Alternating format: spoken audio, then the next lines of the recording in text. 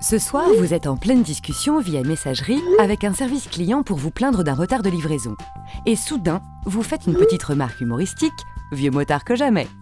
Et votre interlocuteur vous répond « Je n'ai pas compris votre remarque ».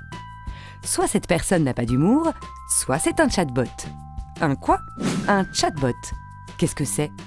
Déjà, ça se prononce chatbot. C'est la contraction de chat, discuter en anglais, et bot, robot. C'est un logiciel capable de faire une conversation automatisée avec une personne pendant plusieurs minutes en lui donnant l'impression de dialoguer avec quelqu'un. Et oui, parfois quand vous parlez en ligne avec un service client ou une messagerie, eh bien c'est un robot qui vous répond. Au cours d'une conversation, sur du chat, du messaging, dans une communauté, n'importe où, on peut avoir des bots qui répondent à un humain à la place d'un humain. Un bot est un programme qui interagit automatiquement avec un utilisateur. Une foire aux questions est un bot dans sa configuration la plus simple. À travers une série de liens sur lesquels on clique, on accède automatiquement à des résultats. Le but du chatbot est de simuler une conversation afin d'aider le client dans sa recherche. À l'origine, le chatbot fonctionne en s'appuyant sur une base de données de questions-réponses qui sont déclenchées en fonction de certains mots-clés repérés dans la conversation. Mais les progrès de l'intelligence artificielle, plus précisément de l'apprentissage automatique, ont permis de créer des chatbots beaucoup plus évolués, dotés d'un système d'analyse du langage naturel très performant et capable de s'améliorer au fur et à mesure de leur utilisation. L'idée d'aujourd'hui est qu'un bot puisse s'insérer dans une conversation de telle sorte qu'on ne distingue plus le bot d'un humain. On le considère comme l'agent conversationnel de demain.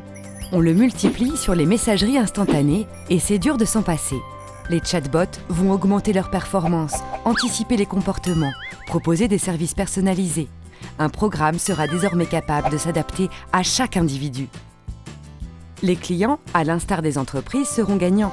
Cela permettra une disponibilité 24 heures sur 24, 7 jours sur 7, une réponse en temps réel, un désengorgement du service après-vente et un enrichissement de la connaissance client.